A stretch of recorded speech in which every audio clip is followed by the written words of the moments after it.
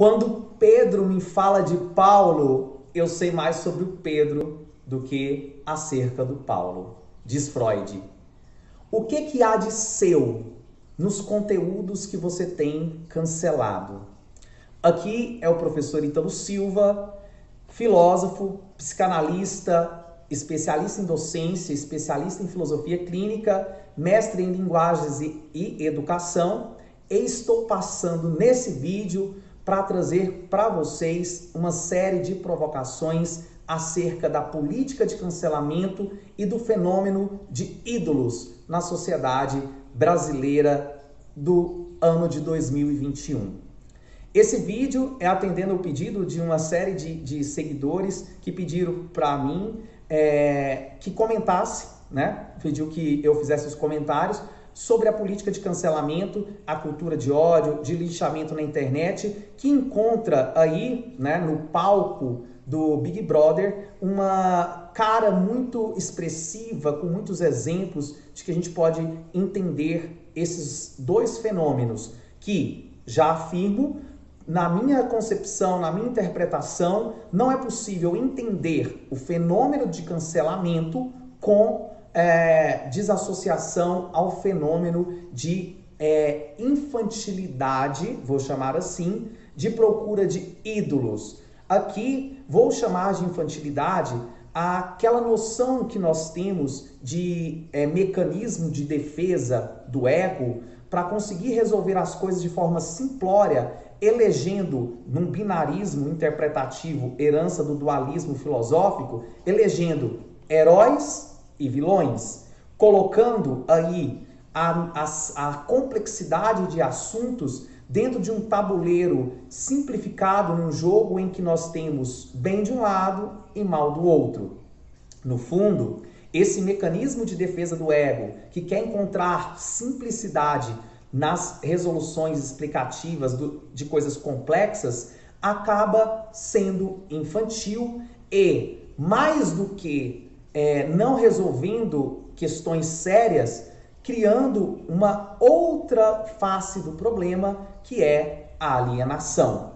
Essa alienação, ela se dá mesmo que os seus ideais são de justiça, de igualdade, de fraternidade. Por quê? Quando nós colocamos nesse Big Brother figuras políticas, figuras que estavam na internet militando acerca de um conteúdo que é muito além, muito maior do que o sujeito em si que as defendem, e isso é misturado a pessoa pública com a pessoa privada, e misturamos ainda a causa que é defendida com aquele que a defende, com o militante, nós acabamos cometendo a pior da degradação da democracia, já apontada pelos filósofos gregos clássicos, que dizia que para fazer democracia é necessário separar o público do privado.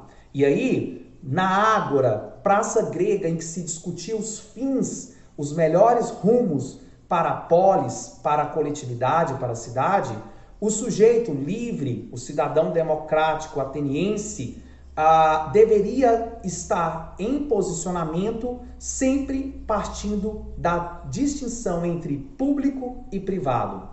E aí, se nós pensarmos nessa degradação que mistura sujeito público com o sujeito privado, mistura aquilo que é próprio do indivíduo, aquilo que é do caráter, do comportamento, com aquilo que é de causa social, nós acabamos cometendo aí o fim da narrativa, o fim de um discurso que pode gerar efeitos de valores políticos válidos. Por quê? Se não entendermos que aquilo que o sujeito que eu ataco tem de si, das suas próprias construções, dos seus próprios traumas, do seu próprio funcionamento, com aquilo que ele defende, eu vou desvalorizar a causa. E me parece que quando o Big Brother coloca na casa essas pessoas que defendem causas políticas e elas também se apresentam como personagens assim na própria edição do programa, nós vamos encontrar inevitavelmente o cancelamento não do sujeito, mas o cancelamento das causas que eles têm defendido. E aqui eu vou voltar para a sabedoria oriental que afirma o seguinte: é preciso olhar para a estrela que o dedo aponta e não para o dedo que aponta a estrela. Se a Carol Conká tem se mostrado perversa, se a Carol Conká tem se mostrado mau caráter, se ela tem construído ou não esse personagem de forma racional, de forma consciente, né? Um personagem contraditório, perverso, que tem feito intrigas, de uma outra conversa, de um outro ponto que não o ponto da coletividade e da militância da pessoa. Aqui é preciso, voltando à sabedoria grega, diferenciar o dedo da estrela, o dedo que tem apontado a estrela e da estrela que tem sido apontada. Então, em nada, a causa e até as próprias narrativas que a Carol Conká faz no seu trabalho, na sua música, perde o seu valor se nós conseguimos diferenciar vida pública de vida privada. Um princípio, como eu já disse, marcado desde a Grécia Antiga. E aí, como eu afirmei no início do vídeo, não é possível entender o fenômeno do cancelamento na internet desassociado com o fenômeno de ídolos. E aí eu volto para o livro de Nietzsche, O Crepúsculo dos Ídolos.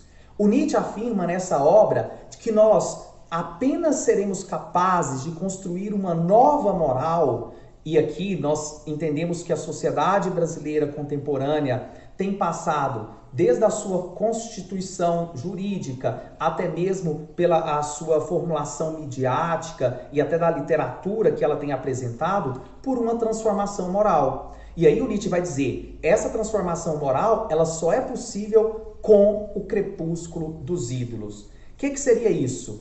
O fim da história de valores constituídos a partir de ídolos e ser capaz de termos pessoas que dancem, que se façam, que se construam a partir do que ele chama aí de identificação da potência, né? É intensificar a potência do ser e não dar essa potência para que o outro diga como eu tenho que agir.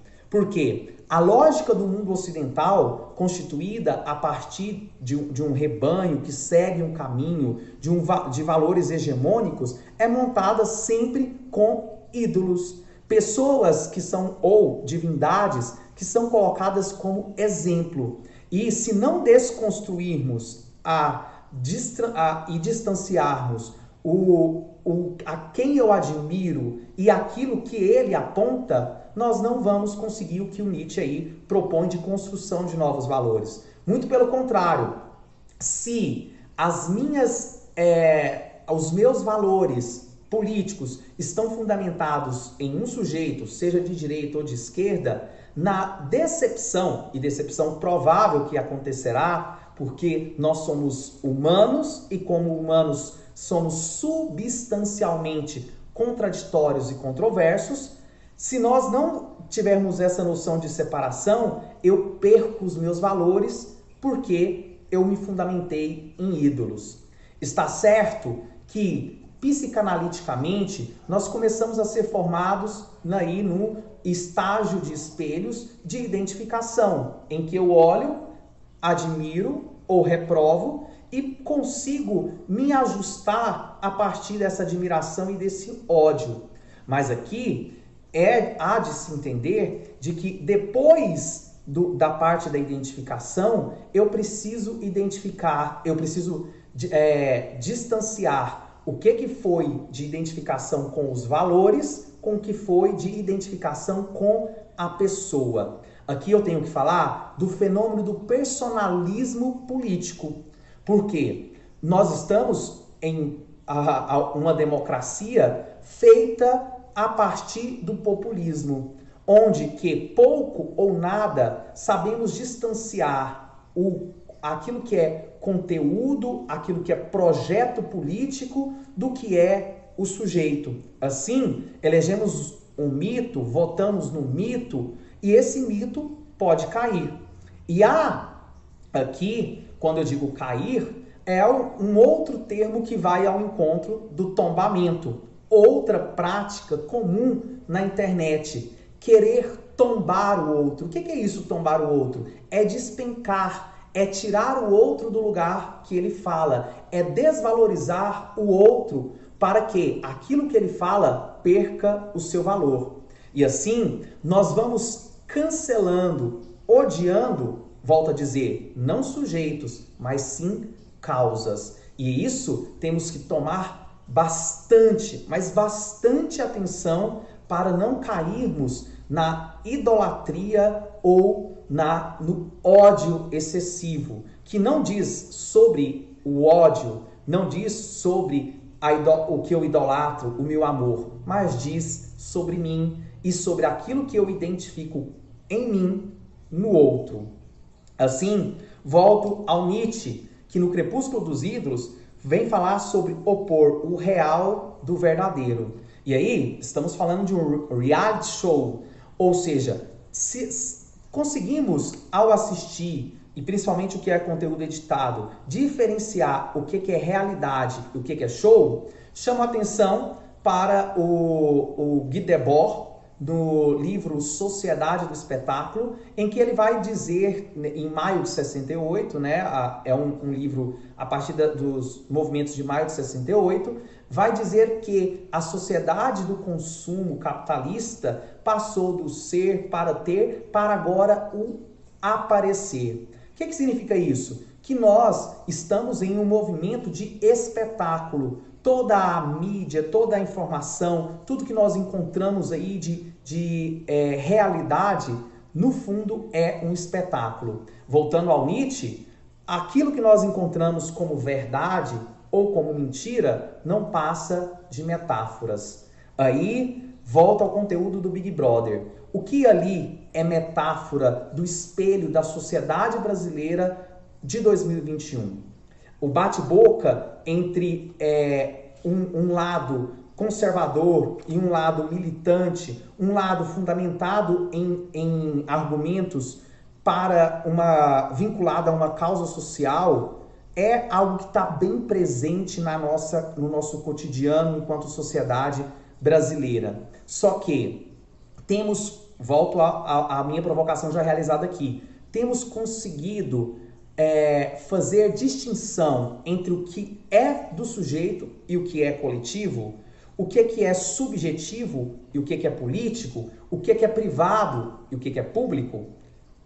Assim, não podemos pensar em política de cancelamento sem também entender que todos nós que estamos na rede social precisamos reconhecer aquilo que há de vulnerabilidade dentro desse espaço. E se perguntar, eu tenho estrutura para aguentar a possível rejeição inerente à exposição pública?